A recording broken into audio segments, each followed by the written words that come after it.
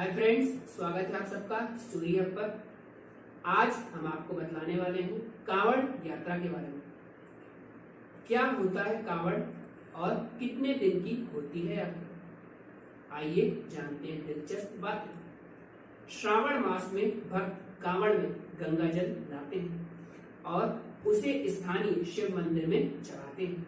लेकिन क्या आप कांवड़ और कांवड़ यात्रा के महत्व को जाने? नहीं तो आप आइए हम आपको बतलाते हैं इसकी रोचक बातों के बारे में। कांवड़िए गंगा जल लेकर सीधे अपने स्थानीय मंदिर जाते हैं। शिव जी को जल चढ़ाने के बाद ही घर वापस जाया जा सकता है।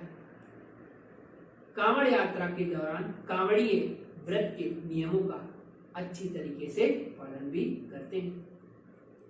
श्रावण मास शिव जी से जुड़ा होता है और हिंदू धर्म में इस मास का विशेष महत्व होता है।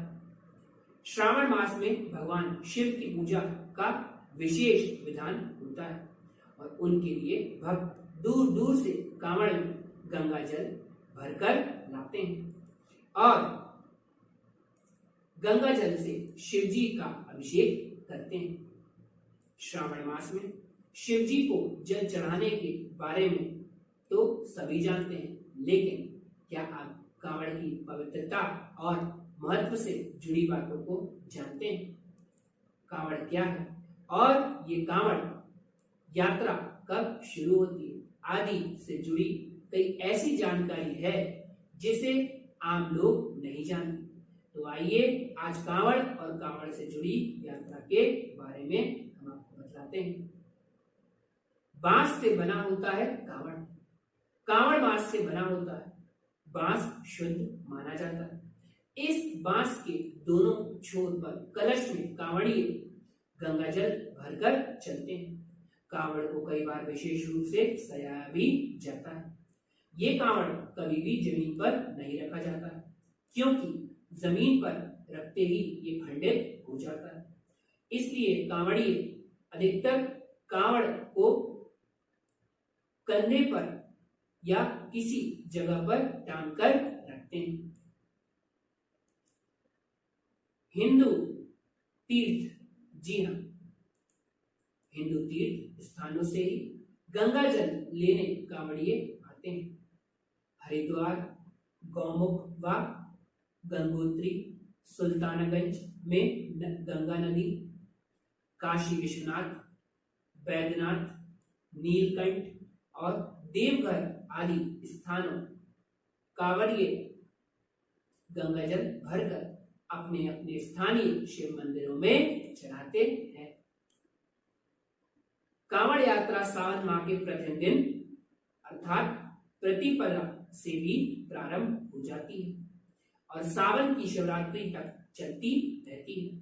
आपको बतला दें कि कांवड़िए अपने स्थानीय दूरी के हिसाब से अपनी यात्रा शुरू करते हैं, क्योंकि कांवड़ियों को यात्रा पैदल ही करनी होती है। इसलिए वह निर्धारित समय पर पहुंचने और लौटने का समय खुद ही तय करते हैं। इसलिए अलग अलग समय पर कांवड़िए अपनी यात्राएं करते हैं। आइए हम आपको बतलाते हैं कांवड़ यात्रा से कुछ जुड़े नियम के बारे में। कांवड़ यात्रा के दौरान कांवड़िए व्रत का पालन करते हैं। इस दौरान अन्न और नमक का सेवन नहीं किया जाता है। यात्रा के दौरान कांवड़ कभी जमीन पर नहीं रखा जा सकता। कांवड़ का हमेशा टांग कर रखा जाता है। इसके बाद कांवड़िए बिना शिवजी को जल चढ़ाए वापस घर नहीं जा सकते। गंगा जल चढ़ाने के बाद ही वह घर जाया जाता है। सावन मास में गंगा जल शिवरात्रि के दिन अर्पित करने का विशेष महत्व होता है। कांवड़ यात्रा यदि मनौती के साथ की जा रही है तो नंगे पांव की जाती है। कांवड़ यात्रा के दौरान कांवड़िए आपस में एक दूसरे को भोले नाम से ही बुलाते हैं। कांवड़िए यात्रा यदि मनौती के साथ की जा रही है तो नंगे पांव ही जाते हैं। कांवड़ यात्रा का इतिहास क्या है, हम आपको बताते हैं। कांवड़ यात्रा समुद्र के मंथन से जुड़ी मानी गई। कहा जाता है कि जब समुद्र मंथन के दौरान भगवान शिव ने विष ग्रहण कर लिया तो वे नकारात्मक ऊर्जा से पीड़ित हो गए। तब त्रेता युग में रावण ने शिव का ध्यान कर कांवड़ में गंगा जल भरकर लाया और उन पर अर्पित किया। इससे शिव जी नकारात्मक ऊर्जा के प्रभाव से बाहर आ गए थे। तो अगर आपको कांवड़ यात्रा के बारे में जानकर अच्छा लगा हो, इस वीडियो को लाइक करें, शेयर करें और सब्सक्राइब करें। अब हम मिलेंगे